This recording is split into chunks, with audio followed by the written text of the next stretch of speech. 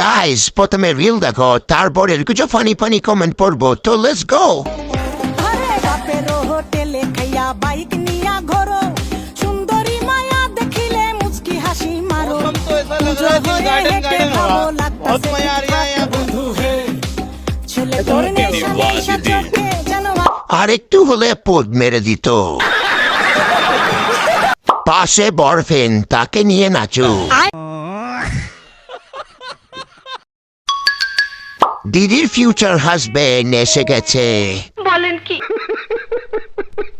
কাকু মনে হয় গাড়িতে স্টার্ট দিতে চাইছিল।